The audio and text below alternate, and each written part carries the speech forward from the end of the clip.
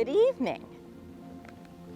Here's Ollie and me, and of course I'm Sarah Magnoni, and we are in our United States cavalry gear.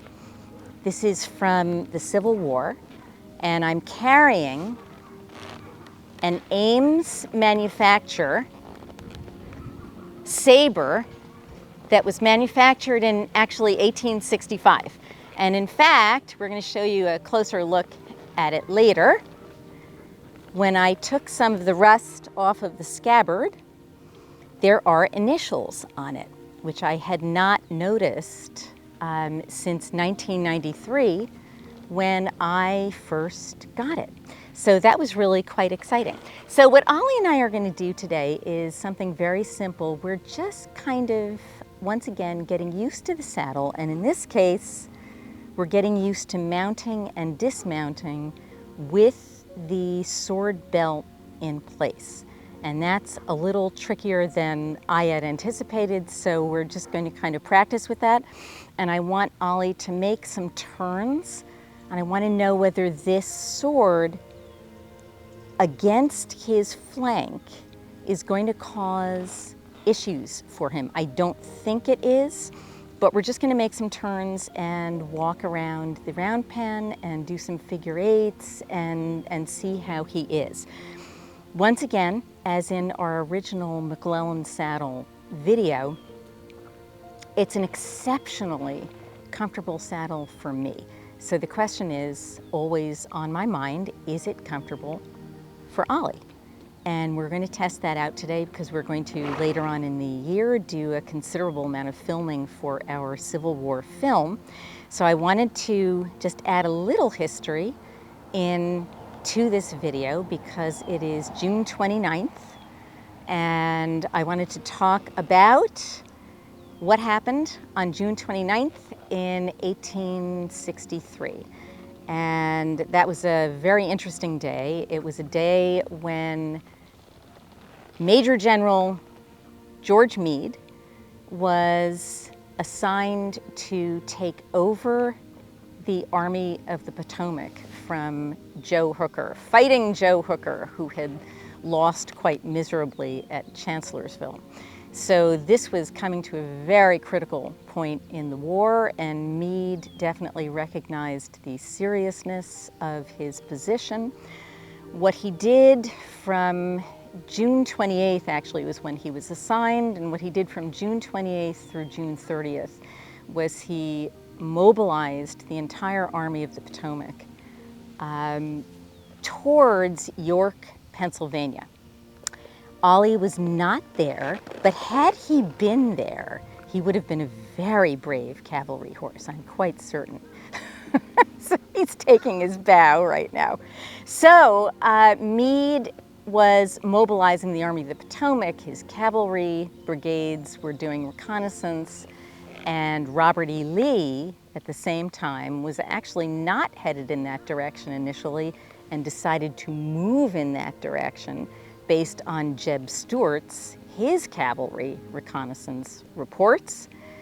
And so he moved the Army of Northern Virginia towards two little towns called Cashtown, Pennsylvania, and Gettysburg, Pennsylvania. So this was all between June 29th and June 30th. And then, of course, as we all know, or those students of American history know, on July 1st was the first day of the massive Battle of Gettysburg, in which cavalry was seriously involved. As a matter of fact, John Buford's cavalry was instrumental in holding the Confederates back until other brigades and infantry came up from Meade's army. The Battle of Gettysburg had 51,000 casualties.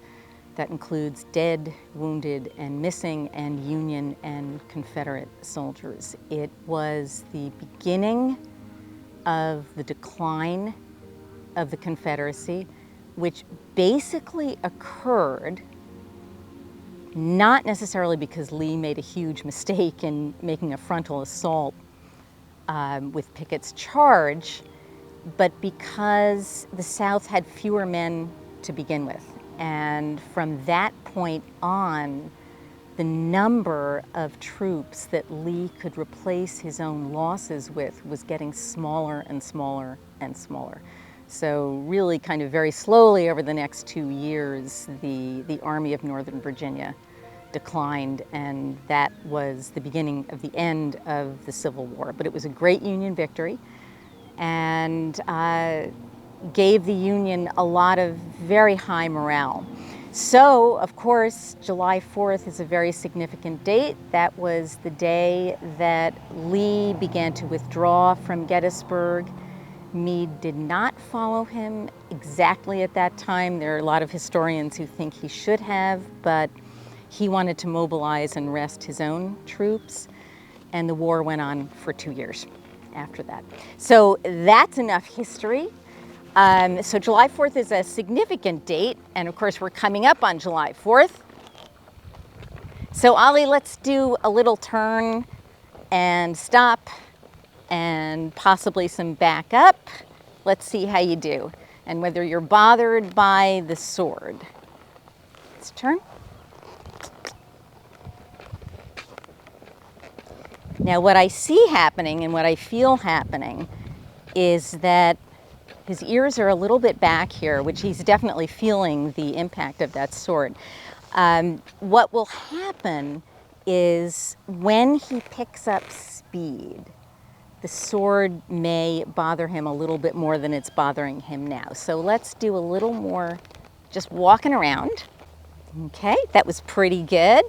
Oh, let's try it again. Actually, let's start by going to the left, because that you're moving right into the sword then. So this is really kind of hitting his flank, but it's also being cushioned to some extent by the saddle, and to some extent also by my hooded stirrup.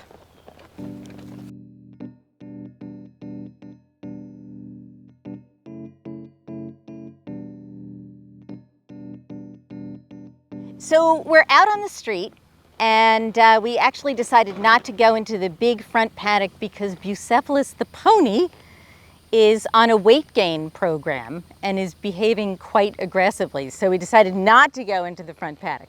So Ollie's enjoying grazing, and while he's doing that, I'm going to try to turn him around just for momentarily towards the camera. I wanted to talk about my uniform and talk about the conditions that soldiers, both infantry and cavalry, dealt with in the 19th century. So we're talking about June 29th to July 4th, and I would say the temperature in central Pennsylvania was probably in the low to mid 90s with very, very high humidity. So I'm wearing 100% wool, which was standard procedure. Obviously, the uniforms could not be made out of anything flimsy like cotton or linen or anything like that, but there were no synthetics, so it was wool.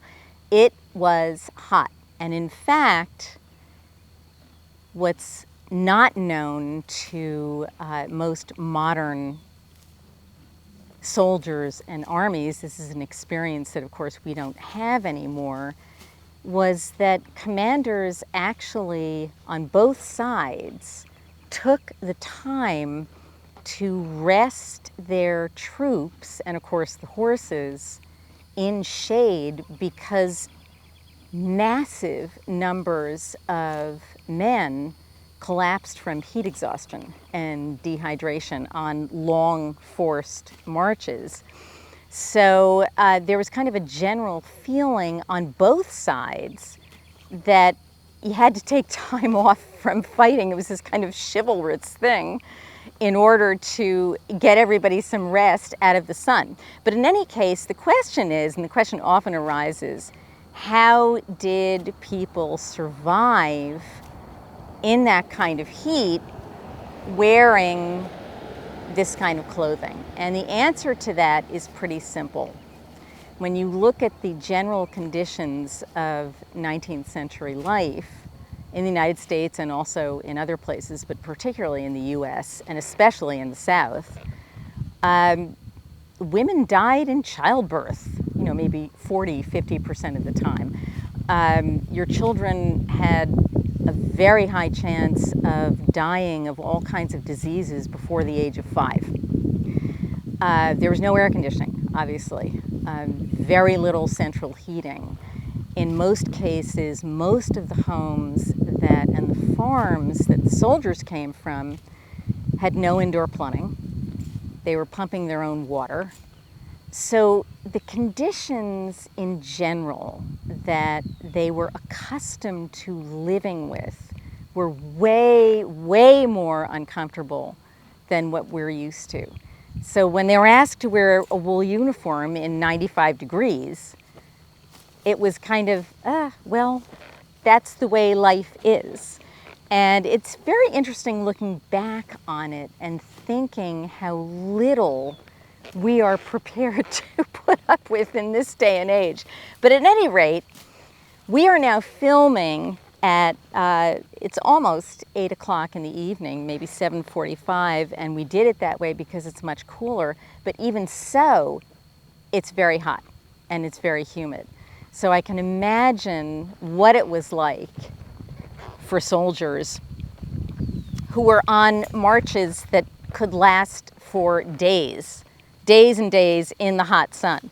They very often, as a matter of fact, took off their shoes in order to march to preserve the soles of their shoes.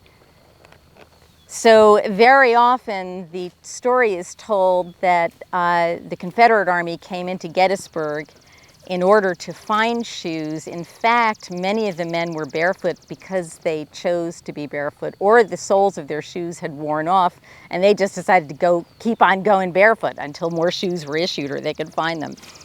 So let's do a turn. Come around this way. And he's turning into the sword, which I'm pretty happy with. So that's very nice. And there's a breeze, which feels very good. Now the hat that I'm wearing is called a kepi, K-E-P-I. It is basically a private's hat, not an officer's cap, although officers sometimes wore them.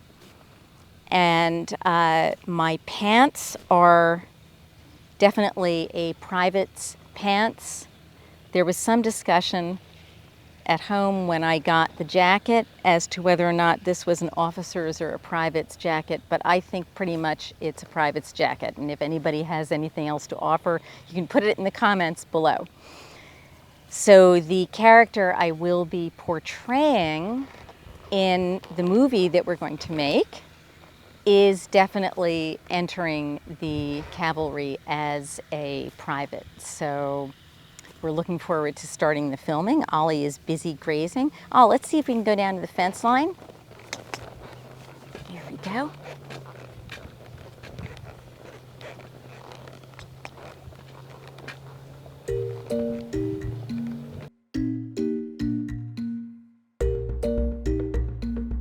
Ollie has handled the pressure of this sword very, very well. I'm really quite pleased with that.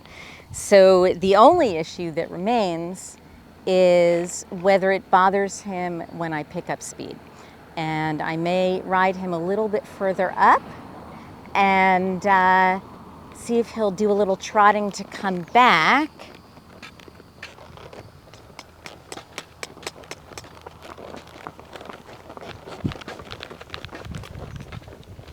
A little bit of a trot there. That was good.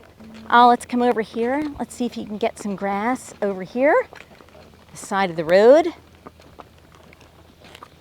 All right, bud. You're coming around this way? Okay. So I'm going to let him make some choices right now because this was actually for him fairly long. He's been wearing the saddle for quite some time.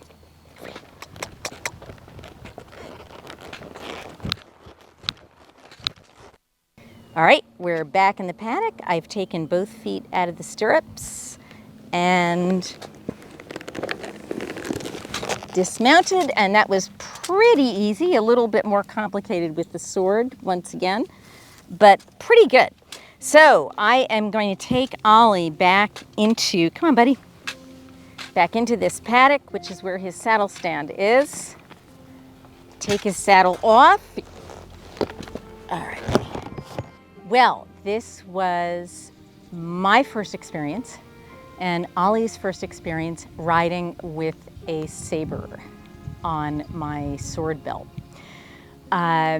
So I'm 5'2", so this is a little long for me. It does hit the ground when I go like this. So if I were walking with my horse, what I would do is put my hand right here and hold the saber so that it's basically up. Now the only problem with doing that is that if there's somebody behind me, I could knock a soldier behind me. But if I'm walking with my horse, there's not likely to be somebody right behind me. So the other option for soldiers who were walking with their sabers is just holding them up against their shoulder like this. But of course, I'm not doing that because I'm a cavalry soldier and I have my horse in this hand.